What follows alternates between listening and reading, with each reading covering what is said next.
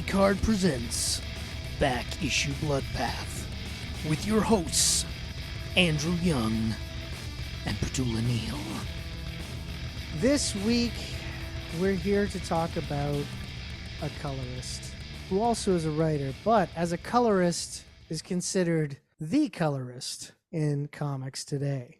Now, some people might be thinking, what's the big deal about a colorist? Well, as this colorist once said, colorists are the unknown amazing backup singer who makes every track awesome. And today we're going to be talking about someone who makes everything they do in comics pretty awesome. Welcome to Back Issue Bloodbath. I'm Andrew Young. I'm Petula Neal.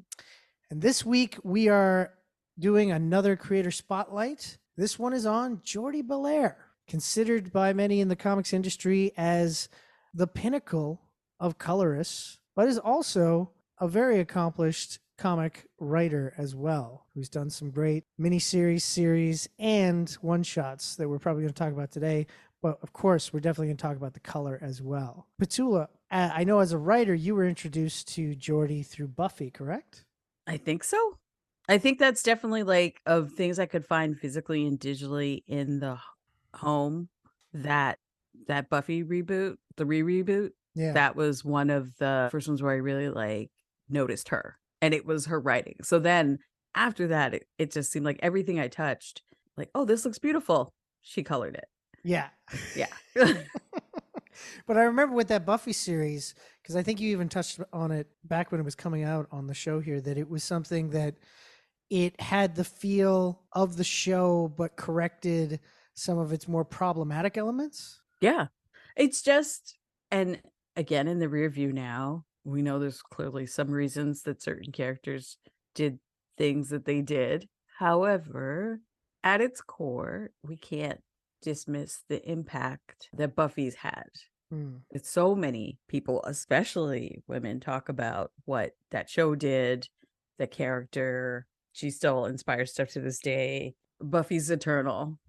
And somebody like Jordie, who is possibly the most self-aware Floridian I've ever heard interviewed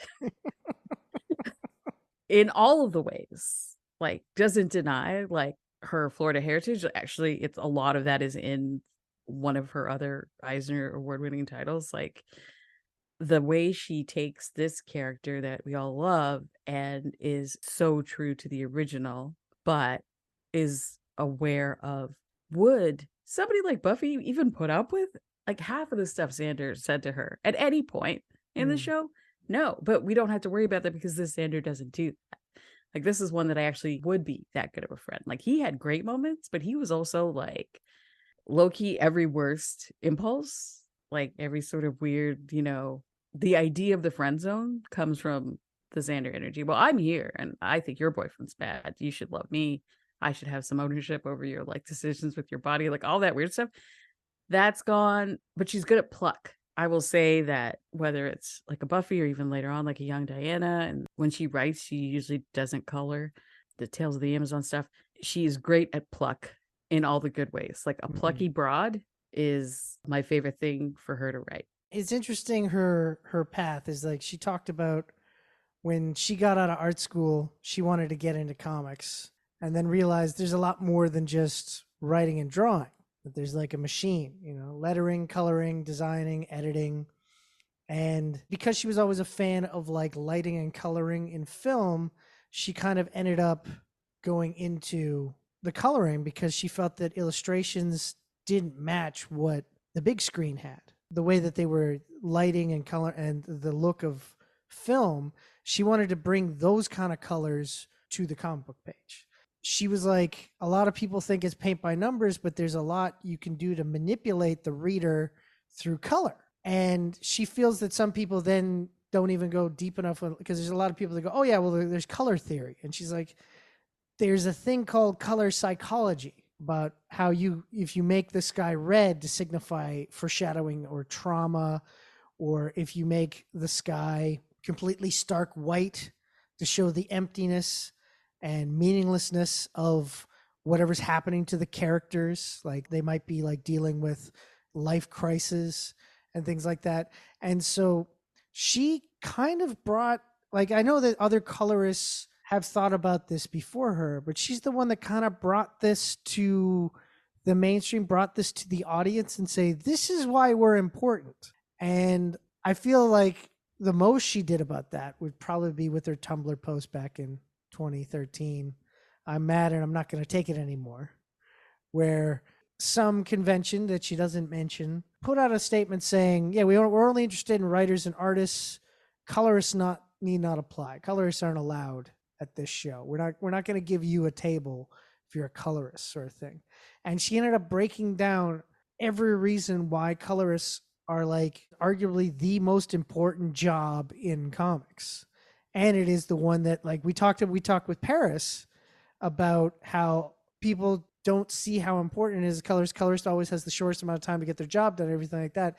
She pointed that out, and she was like, we get paid less than an artist and given less time and given less of the respect, but without us, their art is unfinished in a comic.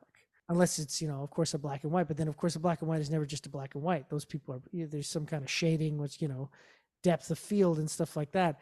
And this Tumblr post caught enough traction back in 2013 that it kind of sparked January 24th being Colorist Appreciation Day, where people were celebrating color work in comics on Twitter. And it's like things like that Bellaire, I find really impressive. Like, she's also credited with starting the whole Comics Are For Everybody initiative to make comic book communities more inclusive and compassionate. So not only is she someone who's incredibly skilled and is, arguably the best there is at what she does, she's also somebody that looked around and went, oh, somebody should say something about this. Yeah. And even with those things, she is always the first to kind of credit other people. Yeah. And even like the comics were wearing, she's like, well, other people had t-shirts and stuff, but ours kind of just hit at a time where people were really getting it. It's I'm just part of something that I love energy, like the amount of self-deprecation compared to like her volume and body of work and the just sheer excellence it's interesting. Like, I wonder, like, does she look at her work and think, it's okay? Yet others, like, again, like, I know that there's an energy coming off of her colors. Like, and then I remember one time I was talking with Michael Walsh, and Michael Walsh was like, yeah, I'm doing like 2 issues for, I can't remember what series it was. I'm like, oh, that's really cool. He's like, and Jordie Bellaire is coloring it. She's like the rock star of colorists. So I'm like, okay, yeah.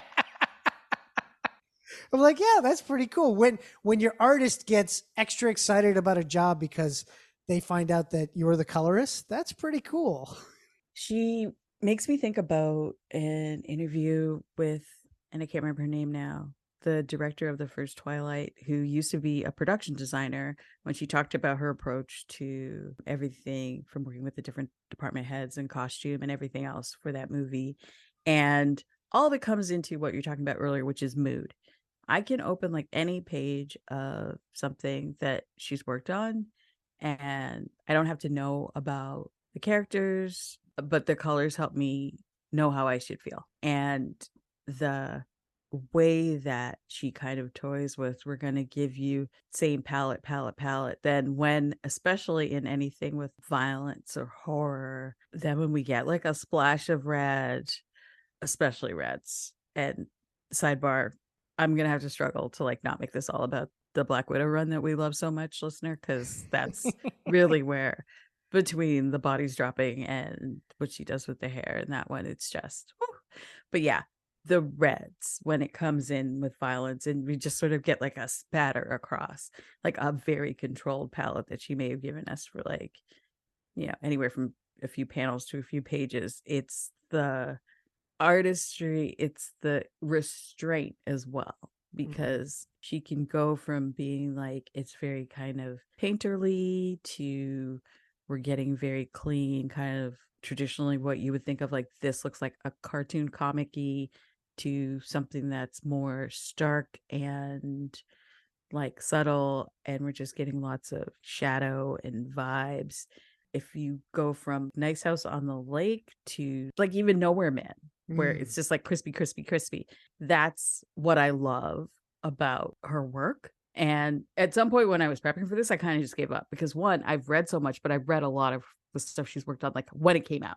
Yeah. It's like I can't do what I do sometimes, which is like, I'll just reread everything. It's like, or like, I'll reread all my favorites. Like, no, that's insane. I go blind. We've all talked about how we love the Hawkeyes. Even in some of the interviews of her, she talks about how she loves De Baja. When she comes in with the Kate stuff, and if you've read that, classic award-winning, like we all love it, like that Hawkeye series that was like the visual inspiration for the show, the way once we get to the Kate stuff and we go to the West Coast and it like punches through with literally the difference between East Coast, West Coast. If you've ever gone to LA as somebody who lives on the East Coast, it's literally like, this is too much light. Like I can't. Like, what is this? Open air malls?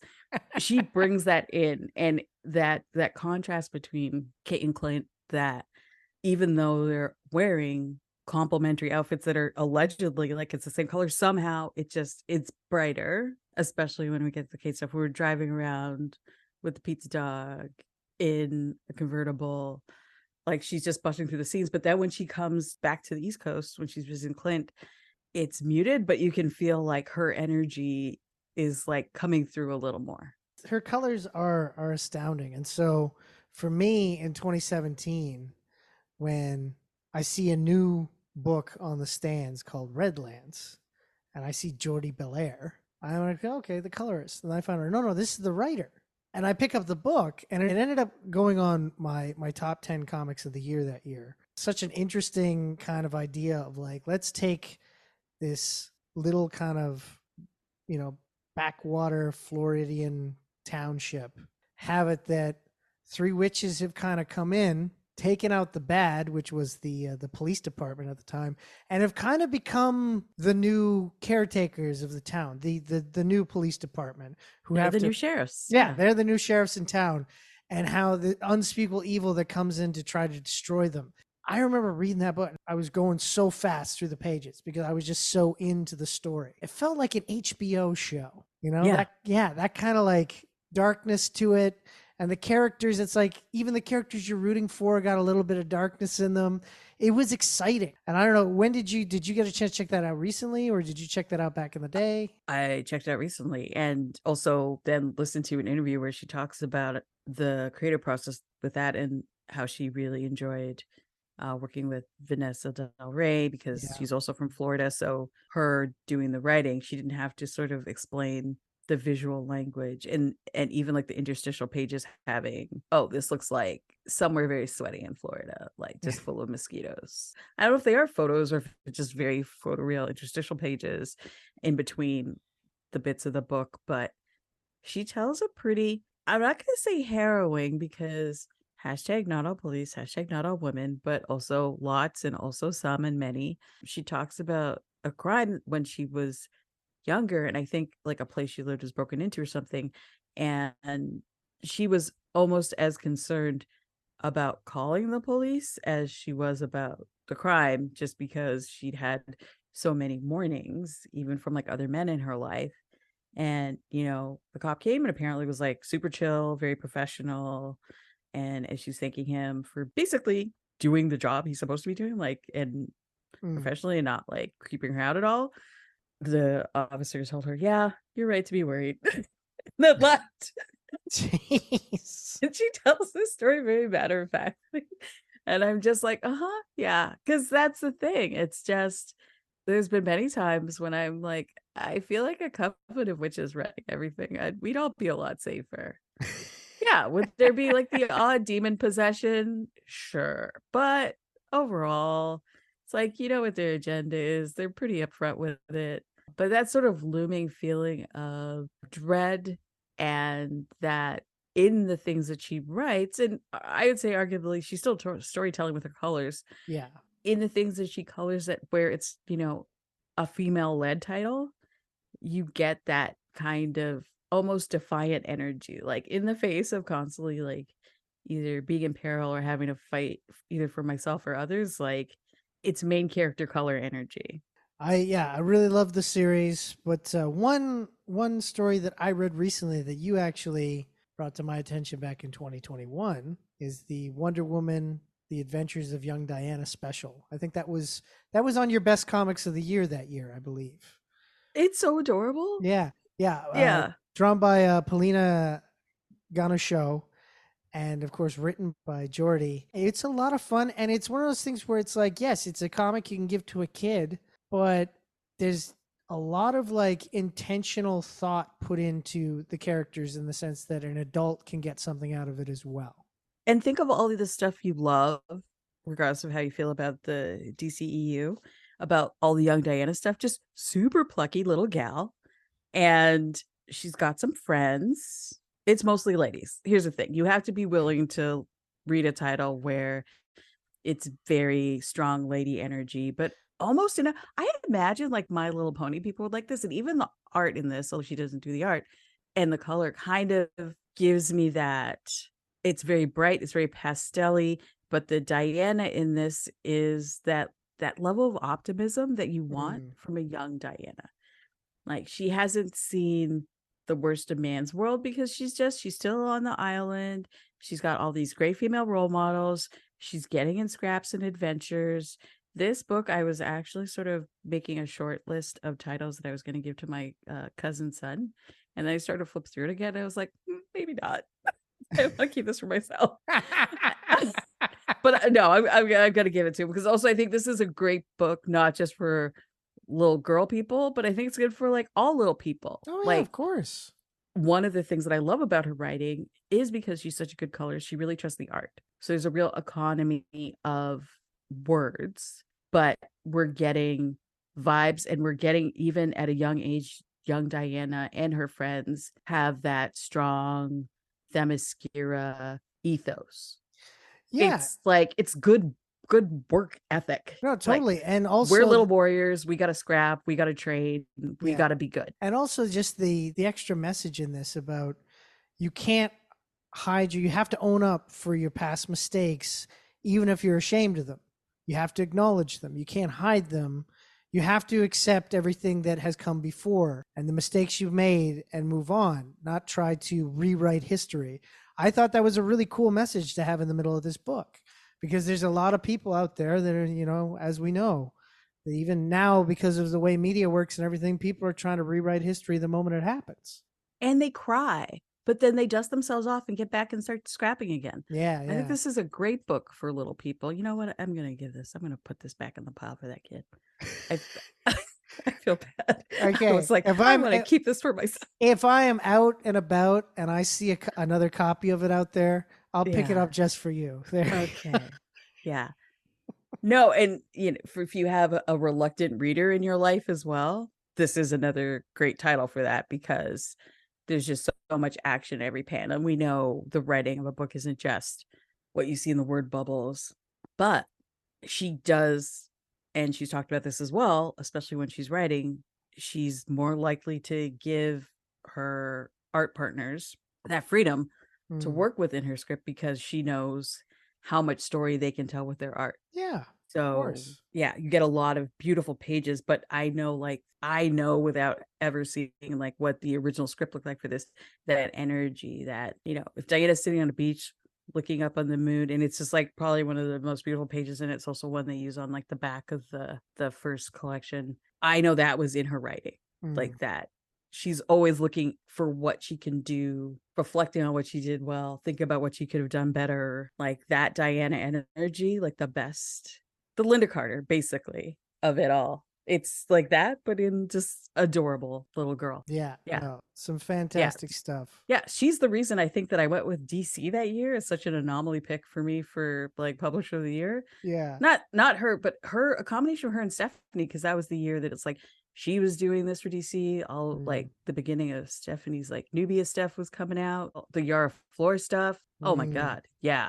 What a time. What a year for Wonder Woman and the related Themyscira squad. And it really brought life back into it, because we know, the movies get more attention. And even like if you Google so many of our favorite heroes now, movie stuff kind of jumps up to the top of SEO, but like the books are where you get the new people, like little people, old fans coming back to things when they see like, oh, this is like back to the core of what this character I loved, but even in different flavors now. So somebody like her, again, that's so good at writing a plucky broad, or a plucky little broad in this case.